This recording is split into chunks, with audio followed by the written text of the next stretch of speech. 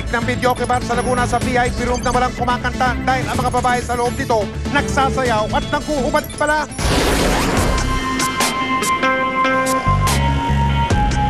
Sa mga probinsya, malaking hamon sa mga otoridad ang pagsupil sa mga itinuturing na pugad ng kalaswaan. Tulad na lamang ng inirereklamong KTV bar sa bayan ng Pila sa lalawigan ng Laguna. Mapagbalat kayo raw ang Yashira Bar dahil hindi ito isang ordinaryong KTV.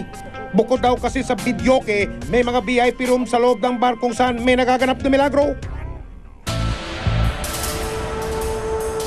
Kumanta sa investigador ang impormanteng nagpatago sa pangalang Mark dahil hindi na raw niya masikmurang prostitusyong nagaganap sa Yashira Bar. Attraction kasi nila, ino-offer nila itong ang VIP na may board show. Sa surveillance camera ng investigador, madilim ang paligid ng Yashira Bar at halos ilaw lang na nanggagaling sa mga dumarang sasakyan ang nagbibigay ng liwanag. Sa labas pa lang sinalubong agad ang asset namin ng nagpakilalang floor manager ng bar. Pagpasok ng Yashira Bar, merong lang mga mesa tsaka videoke. Tapos, alokin ka nung manager kung gustong mag-table o pagkatapos mag-table, tatanungin kayo kung gusto mag-VIP. Sa loob, tila normal na videoke bar lang ito. Ilang sandali pa, inalok na ang asset namin ng gimmick ng song and dance at iba pa ng Yashira Bar.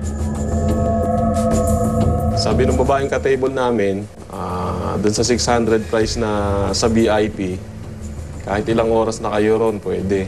Tapos, may 5 kanta na rin siyang magsasayo. Sa loob ng tinatawag nilang VIP room, sabay na pumasok ang asset ng investigador, kasama ang babaeng tauhan ng bar. Hindi na raw kailangan ng entablado dahil sa loob ng pribadong kwarto na may radyo, dun na sila sumasayaw. Kung gusto daw namin, magdadagdag na lang daw ng 1.5 para sa bar fine. Tapos, kayo na bahala sa kung ano-ano mapag-uusapan nyo sa gagawin nyo. Naging panuntunan na po ng investigador na hindi tanggapin ang alok na higit lalong maglalagay sa kapahamakan sa mga biktima ng prostitusyon. Kaya't matapos makumpirma ang malaswang gawain sa mga VIP room ng Yashira Bar, inilapit agad ng investigador ang reklamo sa tanggapan ng Laguna Police Provincial Office. Hindi na nakaksaya pa ng oras sa mga operatiba. Sa pinagsamang puwersa ng Laguna Police Provincial Office at ng Provincial Social Work Development Office, isang police and rescue operation ang kagad na ikinasa para sagipin ang mga babaeng tauhan ng Yashira Bar na biktima ng prostitusyon. Habang naghahanda ang mga operatiba para sa isasagawang rescue operation, nauna nang pumasok ang ilang police asset na nagpanggap na customer.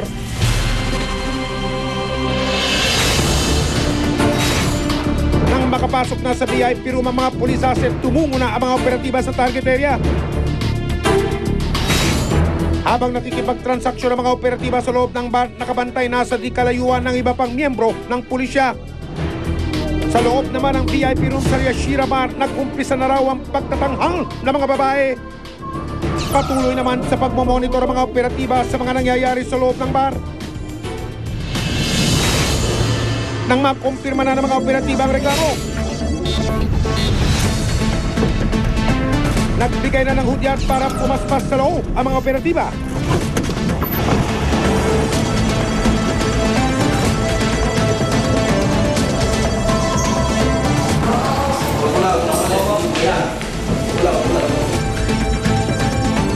Pagdating sa lugar, pinuntirya kaagad ng mga operatiba ang VIP room kung saan kumano nagaganap ang milagro.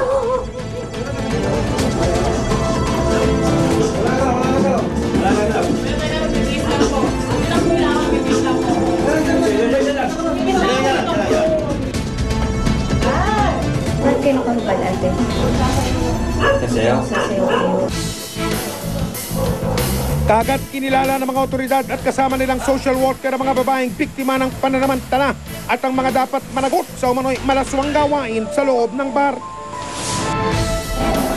Ang floor manager ng bar na kasabwat umano sa pag-aalok ng serbisyo ng mga babaeng tauhan nila, todo tanggi sa reklamo. Alam niyo po ba yung ginagawa ng mga babae sa VIP? Hindi ko alam. Wala po kayong alam sa nangyayari dun sa... Pero kayo po ang kinakausap kapag gustong mag-VIP ng customer. Hindi ho. Ang waiter lang ho. Sinayasat din ng mga operatiba kung may kaukulang permiso mula sa lokal na gobyerno ang operasyon ng Yashira Bar.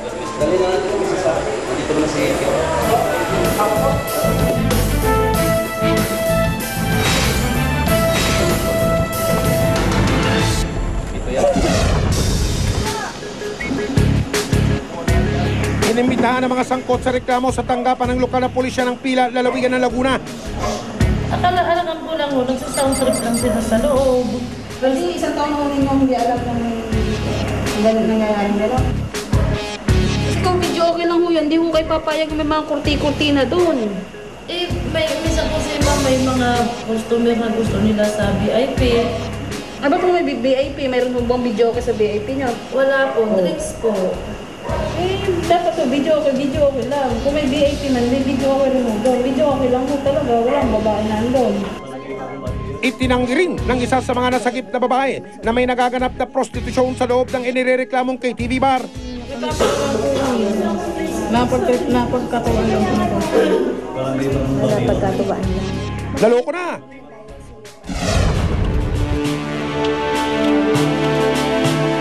Dahil naman sa mga nakitang paglabag ng pamunuan at may-ari ng Yashira Bar, agad ipinag-utos ng punong lungsod ng Pila na ipasara ang inireklamong bar. Immediately after ng operation at napatunayan nga na mayroong palabas, illegal na palabas dito, agad na inasara ito ng ating local government. Sasampahan din daw ng kaso ng mga otoridad ang nananamantala sa karapatan ng mga kababaihang tauhan ng bar.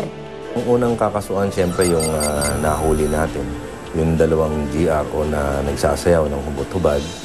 And then kasama din sa kaso na ipapile natin yung operator, yung mismong may-ari, at saka yung manager na nag-allow dito sa mga GRO para magsayaw ng hubot-hubad. Papile natin sila ng kasong Article 202 ng Revised Penal Code.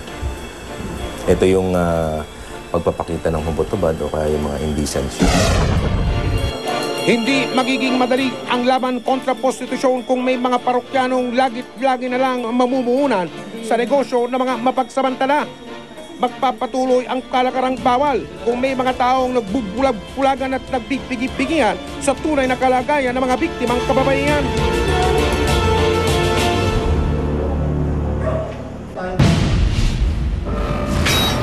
Susunod, NBI at mga biktima mamamanhi ka na sa mag-inang illegal recruiter. Kaya namin ginawa ito na magsumbong na kami. Marami pa ang maluluto mo. Hindi nga. Kawawa naman. Siyempre may pamilya naman po ako. Kayo pera lang po. Ako po kahihiyan nyo na wala sa